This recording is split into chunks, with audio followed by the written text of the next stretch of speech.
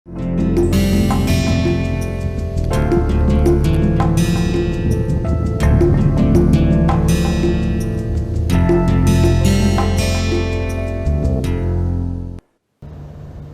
Video में हम economics के डेफिनेशंस के बारे में बात करेंगे। पहला डेफिनेशंस जो है वो इकोनॉमिक्स एक अध्ययन है। किस चीज़ का अध्ययन है भाई? तो अध्ययन is a study. Economics is the study of allocation of scarce resources to satisfy unlimited individual wants. Economics एक अध्ययन है। ये अध्ययन हम इसलिए करते हैं कि मनुष्यों को की असीमित इच्छाएं होती हैं और सीमित संसाधन होता है। तो सीमित संसाधनों का कैसे विनिधान किया जाए मनुष्यों के असीमित इच्छाओं को पूरी करने के लिए, उसी का अध्ययन इकोनॉमिक्स है। इसमें हम देखें कुछ फंडामेंटल टर्म्स हैं, की टर्म्स हैं, जिसको हम समझने का प्रयास करेंगे। फर्स्ट की टर्म है रिसोर्सेस। सेकेंड की टर्म्स है वांट्स और डिजायर। ये समझने की बात है कि हम इच्छाओं की बात कर रहे हैं, जरूरतों की बात नहीं कर रहे हैं। हम क्यों वांट्स और डिजायर की बात कर रहे हैं, हम क्यों नेसेसिटी जिसे हम जरूरत कहते हैं उसकी बात नहीं कर रहे हैं। उसके बाद हम बात करेंगे स्कार्सिटी की, जो कि रिप्रेजेंट करेगा सीमित रिसोर्सेज को। उसके बाद हम बात करेंगे एलोकेशन, जिसे हम हिंदी में विनिधान कहते हैं। और उसके बाद हम बात करेंगे व्यक्ति। आप ये सोच रहे होंगे कि व्यक्ति के बारे में बात करने की क्या ज़रूरत है।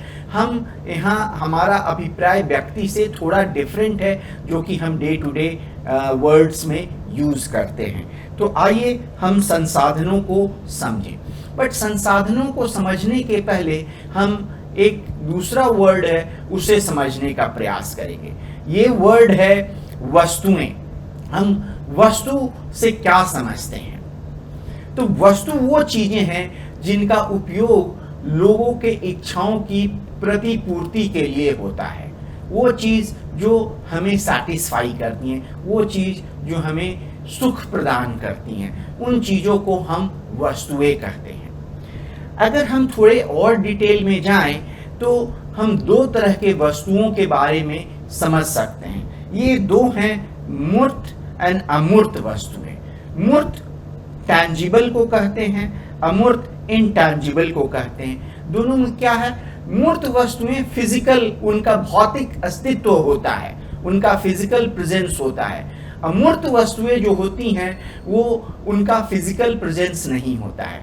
अगर हम ये समझें तो हम ये रिकॉर्डिंग अपने लैपटॉप के द्वारा कर रहे हैं। तो लैपटॉप जो है सो मूर्त वस्तु है, क्योंकि इसे हम देख सकते हैं, छू सकते हैं, फील कर सकते हैं। लेकिन हम जो पढ़ा रहे हैं ये भी एक तरह का की वस्तु है, अमूर्त वस्तु है। ये आपको थोड़ा सेटिस्फाई करेगी, नॉलेज आपको दे रही है। तो ये भी एक तरह की वस्तु है। इसे हम अमूर्त वस्तु कह सकते हैं, क्योंकि जो पढ़ाई हो रहा है उसका कोई भौतिक रूप नहीं है ना। तो दो तरह की वस्तुएं हो गई, टैंजिबल एंड इनटैंजिबल गुड्स। कभी कभी हम जो वस्तु है उससे उसका अभिप्राय सिर्फ मूर्त वस्तु से होता है, और अमूर्त वस्तु को हम सेवा कहते हैं। आजकल आपने सुना होगा गवर्नमेंट ऑफ इंडिया का है वस्तु एवं सेवा कर, जिसे हिंदी में गुड्स एंड सर्विसेज कहते हैं। इनसे उनका अभिप्राय मूर्त वस्तु एज वेल एज अमूर्त वस्तु से है। दोनों की बातें की जा रही हैं। तो थोड़ा सा कंफ्यूजिंग हो सकता है इन सेंस में कि हम वस्तु कह रहे हैं तो वो हम मूर्त वस्तु से हमारा अभिप्राय है या किसी भी वस्तु से अभिप्राय है। तो ये चीज़ है, कॉन्टेक्स्ट से आपको क्लियर हो जाएगा, ये चीज़ें समझ में आ जाएगी कहाँ पे इसका प्रयोग हो रहा है। उसके संदर्भ से आपको ये सारी चीज़ें समझ में आ जानी चाहिए। हम लोग इंटरचेंजेबली इन वर्ड्स का यूज़ करते हैं, तो इससे थोड़ा सावधान रहेंगे। अब जो वस्तुएं काफ़ी उपयोगी हैं, क्योंकि ये हमें सुख प्रदान करती है, हमें खुश करती हैं, हमें सैटिएट करती हैं, तो उनका उत्पादन कैसे होता है? वस्तुएं जो, जैसे पढ़ाई की बात हो रही है, लैपटॉप की बात हो रही है, ये कहीं अपने आप से तो नहीं आ गया, इनका निर्माण हुआ, इनका उत्पादन हुआ। तो जिन चीज़ों का प्रयोग हम वस्तुओं के उत्पादन में करते हैं उनको हम संसाधन कहते हैं, रिसोर्सेज कहते हैं। ये प्राइमरी चीज़ें हैं जिनसे हमें वस्तुएं और सेवाएं मिलती हैं। तो तरह तरह के संसाधनों की हम बात कर सकते हैं। सबसे पहले हम 4 संसाधनों के बारे में बात करेंगे। सबसे पहला है प्राकृतिक संसाधन, जिसे हम इंग्लिश में नेचुरल रिसोर्सेज कहते हैं। दूसरा है श्रम, जिसे हम लेबर कहते हैं। तीसरा है भौतिक पूंजी, जिसे हम फिजिकल कैपिटल कहते हैं। और चौथा है मानव पूंजी, जिसे हम ह्यूमन कैपिटल कहते हैं।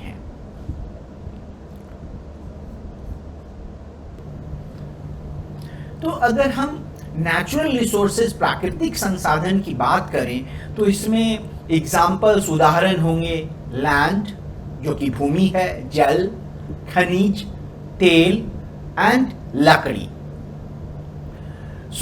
अगर एक उदाहरण लिया जाए खेती का, कि हम खेती करना चाहते हैं, से कि हम लोग धान की खेती करना चाहते हैं, तो हमें किन किन चीज़ों की ज़रूरत होगी, ये हमें संसाधनों को समझने में मदद करेगा।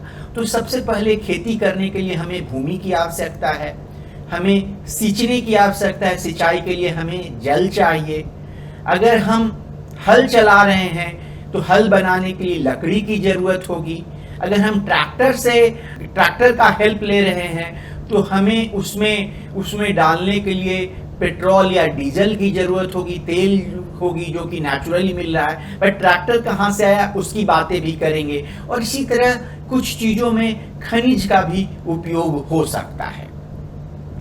तो इसके बाद हम चलें पूंजी, निर्मित संसाधन। पूंजी का दूसरा नाम है मैन्युफैक्चर्ड रिसोर्सेज। तो हम एक ट्रैक्टर को मैन्युफैक्चर्ड रिसोर्स कह सकते हैं, क्योंकि ये हमें नेचर से नहीं मिलता है, ट्रैक्टर बनाया जाता है। कैसे ट्रैक्टर बनाया जाता है? तो नेचुरल रिसोर्सेज, प्राकृतिक संसाधन, और आगे हम बात करेंगे श्रम को मिला करके ट्रैक्टर बनाया जाएगा। तो हम ट्रैक्टर एक बहुत बहुत इंपॉर्टेंट मैन्युफैक्चर्ड रिसोर्सेज है खेती करने के लिए। हम ट्रैक्टर के अलावा भी बहुत सारे मैन्युफैक्चर्ड रिसोर्सेज, सारे मैन्युफैक्चर्ड रिसोर्सेज को ले लें, पूंजी को ले लें, तो इनको हम 2 भागों में बांट सकते हैं। पहला भाग है अस्थाई पूंजी, जिसे हम फिक्स्ड कैपिटल कहते हैं, और दूसरा है कार्यशील पूंजी, जिसे हम वर्किंग कैपिटल कहते हैं। तो हम अस्थाई पूंजी में हमारे औजार हो गए, मशीन्स हो गए, बिल्डिंग्स हो गए, इन्हें हम अस्थाई क्यों कहते हैं? क्योंकि जब हमें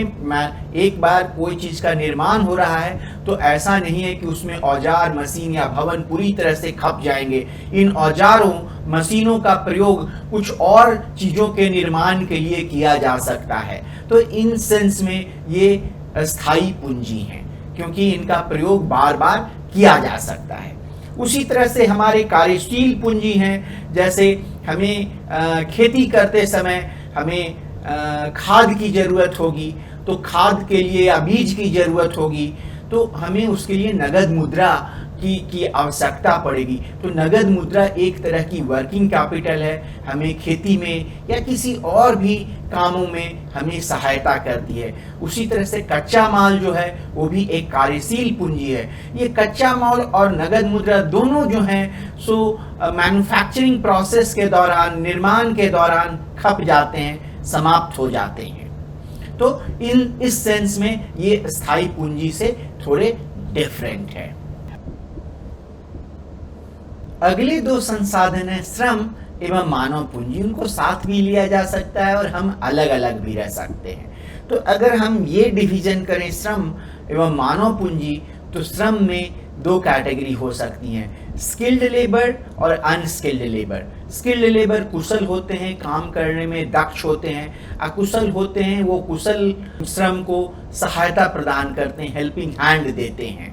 तो श्रम की काफ़ी ज़रूरत होती है। आप जैसे सोचेंगे कि अगर खेती जो है या तो हल के द्वारा की जा रही है या ट्रैक्टर के द्वारा की जा रही है, हमेशा एक न एक आदमी हल या ट्रैक्टर ऑपरेट करने के लिए चाहिए।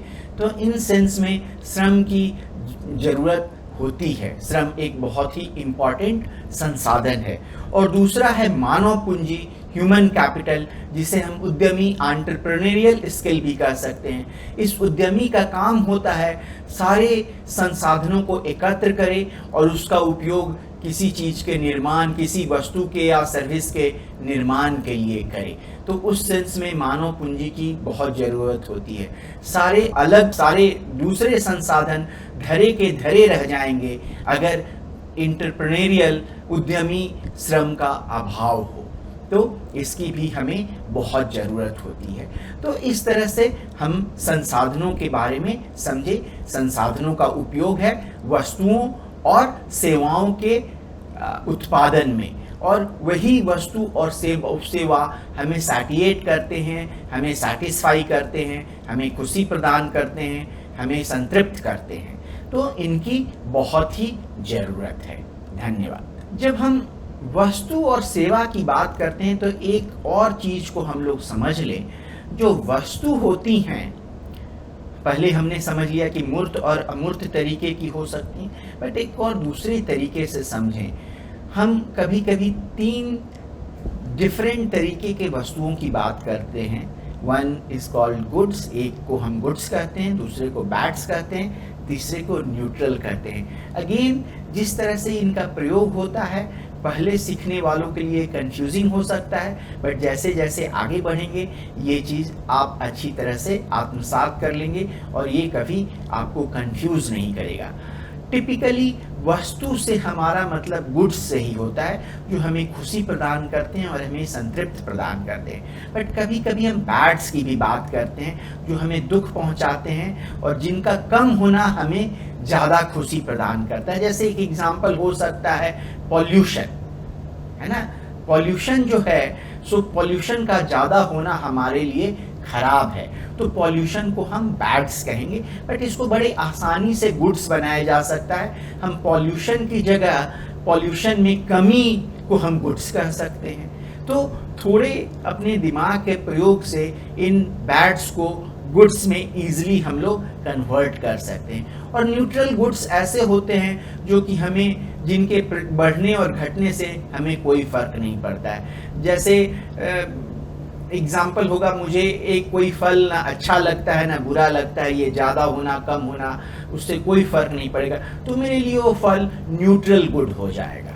तो ये रही चर्चा वस्तु और सेवा के बारे में। अब हम अगले टर्म पे चलते हैं।